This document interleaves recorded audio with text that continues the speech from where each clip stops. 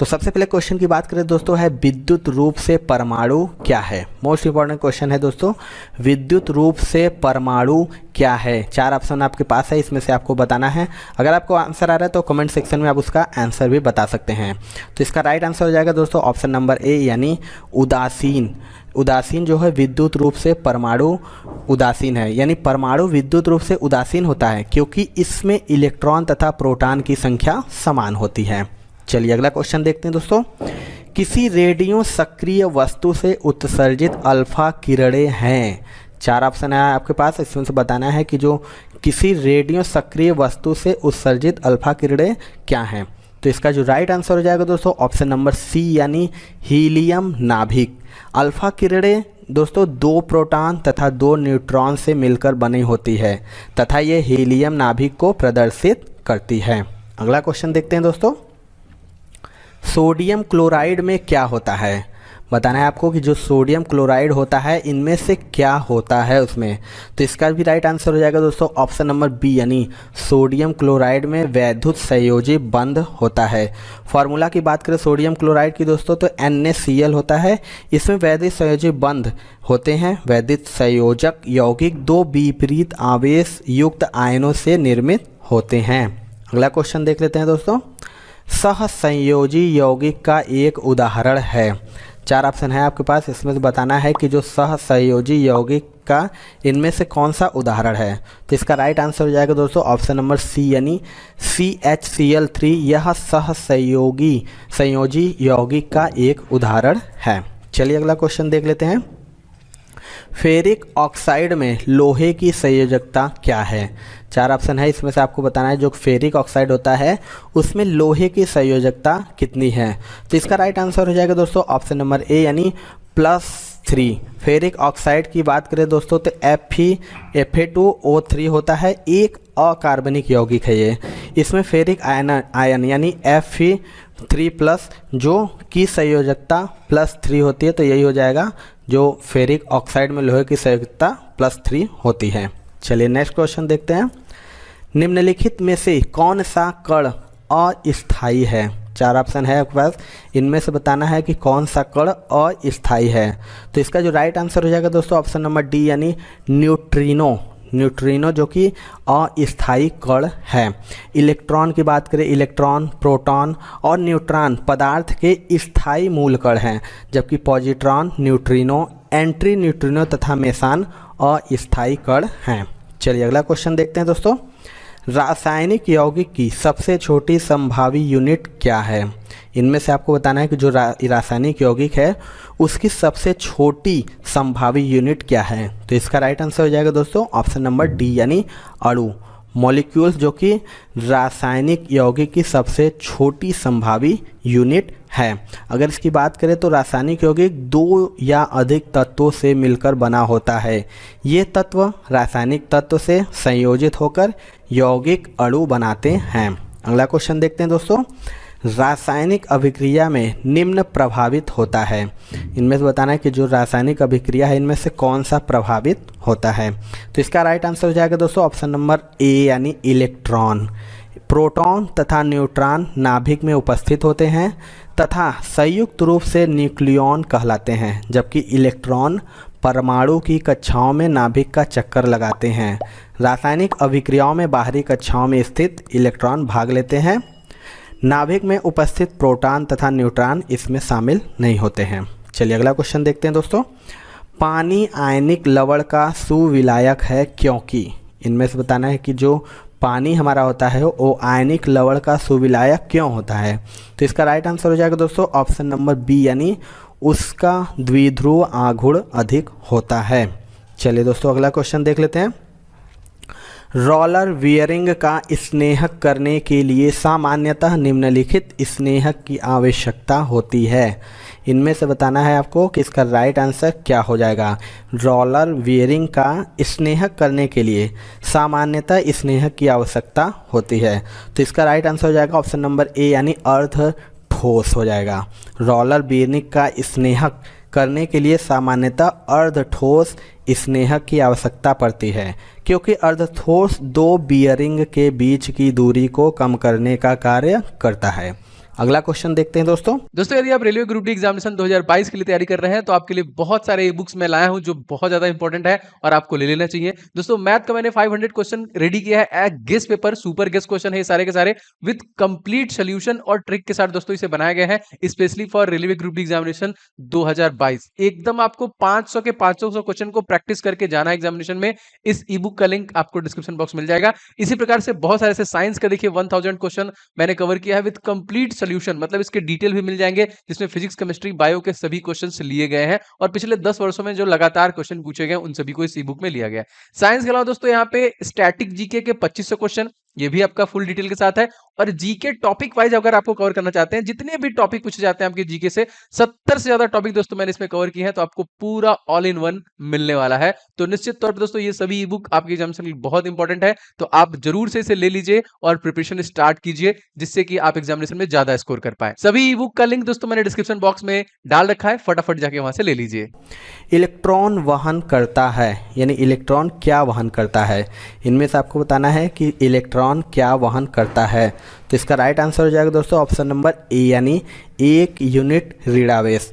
Electron जो कि 1 unit ऋणावेश वहन करता है, जबकि प्रोटॉन 1 यूनिट धनावेश वहन करता है। और हीलियम की बात करें तो परमाणु का नाभिक 2 यूनिट धनावेश वहन करता है। चलिए दोस्तों अगला क्वेश्चन देखते हैं। पिंडों को आवेशित करने के लिए जिम्मेदार कारक क्या है? इनमें से पिंडों को आवेशित करने के लिए जिम्मेदार कारक क्या है? तो इसका जो राइट आंसर हो जाएगा दोस्तों ऑप्शन नंबर ए, यानी इलेक्ट्रॉनों का अंतरण। इलेक्ट्रॉनों का अंतरण पिंडों को आवेशित करने के लिए उत्तरदायी होता है, जिस परमाणु से इलेक्ट्रॉन का ह्रास होता है। अगला क्वेश्चन देखते हैं दोस्तों। एक प्रोटॉन ऊपर की ओर धारा का वहन करने वाले एक ऊर्ध्वाधर कंडक्टर की ओर क्षैतिज गतिमान होता है, यह विक्षेपित होगा। इनमें से आपको बताना है राइट आंसर क्या होगा। तो इसका राइट आंसर हो जाएगा दोस्तों ऑप्शन नंबर सी, यानी दाईं ओर। जो बायो सेवर्ट के नियम से ऊर्ध्वाधर धारावाही चालक के चारों ओर एक चुंबकीय क्षेत्र उत्पन्न होगा जिसकी दिशा दाहिनी ओर होगी, अतः प्रोटॉन दाईं ओर विक्षेपित होगा। चलिए अगला क्वेश्चन देखते हैं दोस्तों। किसी तत्व के गुणों को प्रदर्शित करता है, इनमें से बताना है कि किसी तत्व के गुणों को कौन प्रदर्शित करता है। तो इसका राइट आंसर हो जाएगा ऑप्शन नंबर ए, यानी परमाणु क्रमांक। परमाणु क्रमांक की संख्या परमाणु में उपस्थित प्रोटॉनों की संख्या के बराबर होती है तथा प्रोटॉनों की संख्या इलेक्ट्रॉनों की संख्या के बराबर होती है, अतः किसी तत्व के गुणों को परमाणु क्रमांक द्वारा ज्ञात किया जाता है। चलिए अगला क्वेश्चन देखते हैं। किसी तत्व के परमाणु में 10 इलेक्ट्रॉन, 10 प्रोटॉन और 12 न्यूट्रॉन है, उस तत्व का परमाणु भार कितना है? तो आपके पास 4 ऑप्शन है, इसमें से बताना है कि कितना होगा। तो इसका जो राइट आंसर हो जाएगा दोस्तों ऑप्शन नंबर बी, यानी 22 हो जाएगा। कैसे हो जाएगा? तो किसी तत्व का परमाणु भार बराबर होता है प्रोटॉन की संख्या प्लस न्यूट्रॉनों की संख्या, यानी प्रोटॉन की संख्या 10 है, न्यूट्रॉन की संख्या 12 है, तो इसी तरह हो जाएगा 12 10 22 हो जाएगा तत्व का परमाणु भार। दोस्तों यदि आप रेलवे एग्जाम की तैयारी करना चाहते हैं दोस्तों तो अनअकैडमी प्लेटफॉर्म पे आप अनअकैडमी प्लस ले सकते हैं 20% डिस्काउंट। जी हाँ दोस्तों, जो 25 से 28 अप्रैल के बीच में ही आपको लेना है। इसमें देखिए एक ऑफर चल रहा है जिसमें आप कोड इस्तेमाल करते हैं, अगर मेरा OJ10 इस कोड का इस्तेमाल करते ही आपको पूरे कैटेगरी में किसी भी रेलवे SSC आप किसी भी कैटेगरी में लेते हैं तो आपको 20% का डिस्काउंट मिल जाएगा, जो कि बहुत ही लिमिटेड टाइम के लिए है। तो आप बिल्कुल भी देरी ना करें एंड फटाफट दोस्तों आप ले लीजिए, जिससे कि आप अपनी कंप्लीट प्रिपरेशन को कर सकते हैं। आपको वहाँ पे लगातार डाउट क्लियरिंग सेशन मिलते हैं, आप रेज हैंड के फीचर का इस्तेमाल कर सकते हैं, प्लस के थ्रू डायरेक्ट एजुकेटर से बात कर सकते हैं एंड बहुत सारे बेनिफिट आपको मिल जाएंगे। तो बिल्कुल भी देरी आपको नहीं करना है और कोड इस्तेमाल करना है दोस्तों OJ10। इस कूपन कोड के इस्तेमाल करते ही आपको 20% का डिस्काउंट अनअकैडमी प्लेटफॉर्म पे मिल जाएगा। और पूरे अनअकैडमी प्लेटफॉर्म पे रेलवे SSC इन सभी कैटेगरीज में, बैंकिंग सभी कैटेगरीज में आपको 20% का डिस्काउंट मिल जाएगा। तो बिल्कुल लिमिटेड पीरियड के लिए है, फटाफट आप लोग सब्सक्रिप्शन ले लीजिए। तारीख को 27 फरवरी को ये स्कॉलरशिप टेस्ट आपके लिए होने वाला है, तो जल्दी से जाइए, लिंक पे क्लिक करिए और OJ10 कोड डालिए और ज्वाइन कर लीजिए। किसी तत्व के पारमाणविक भार को किसमें व्यक्त किया जाता है? मोस्ट इंपॉर्टेंट ये क्वेश्चन है दोस्तों, मैक्सिमम रिपीटेड है। किसी तत्व के परमाणविक भार को किसमें व्यक्त किया जाता है? तो इसका जो राइट आंसर हो जाएगा दोस्तों ऑप्शन नंबर डी हो जाएगा AMU, यानी तत्वों के परमाणविक भार को AMU में लिखा जाता है। AMU का तात्पर्य होता है एटॉमिक मास यूनिट। अगला क्वेश्चन देखते हैं दोस्तों। किसी तत्व के परमाणु की दूसरी कक्षा में इलेक्ट्रॉनों की अधिकतम संख्या हो सकती है। तो किसी तत्व के परमाणु की दूसरी कक्षा में अधिकतम इलेक्ट्रॉनों की संख्या कितनी हो सकती है? तो इसका राइट आंसर हो जाएगा दोस्तों ऑप्शन नंबर ए यानी 8 हो सकती है। अगर परमाणु के ऊर्जा स्तर यानी कक्षा को n से निरूपित किया जाए तो किसी कक्षा में इलेक्ट्रॉनों की अधिकतम संख्या 2xn² होगी, अतः द्वितीय कक्षा में इलेक्ट्रॉनों की अधिकतम संख्या 8 होगी दोस्तों। अगला क्वेश्चन देख लेते हैं। संतुलित रासायनिक समीकरण में अभिकारक पक्ष व उत्पाद पक्ष में किसकी संख्या समान होती है? इनमें से बताना है कि किसकी संख्या समान होती है। तो इसका राइट आंसर हो जाएगा दोस्तों ऑप्शन नंबर सी यानी परमाणु।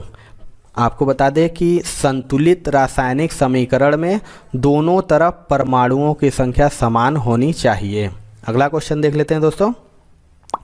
तत्वों और यौगिक के अणुओं को किसके द्वारा दर्शाया जा सकता है? 4 ऑप्शन है, इसमें से बताना है कि तत्वों और यौगिक के अणुओं को किसके द्वारा दर्शाया जा सकता है। तो इसका राइट आंसर हो जाएगा दोस्तों ऑप्शन नंबर ए यानी रासायनिक सूत्र के द्वारा। तत्वों और यौगिकों के अणुओं को रासायनिक सूत्र द्वारा दर्शाया जा सकता है। चलिए अगला क्वेश्चन देख लेते हैं। तत्वों का सबसे पहले वर्गीकरण किसने किया था? Most important and repeated question है दोस्तों कि तत्वों का सबसे पहले वर्गीकरण इनमें से किसने किया था। तो इसका राइट आंसर हो जाएगा दोस्तों ऑप्शन नंबर डी यानी डोबेराइनर ने तत्वों का सबसे पहले वर्गीकरण किया था। अगर बात करते हैं किस सन में किया था तो 1817 ईस्वी में तत्वों का वर्गीकरण किया था डोबेराइनर ने, और मेंडलीफ ने आवर्त सारणी 1869 ईस्वी में बनाई थी जिसमें तत्वों को परमाणु भार के आधार पर व्यवस्थित किया गया था। अगला क्वेश्चन देख लेते हैं। आधुनिक आवर्त सारणी आधारित है।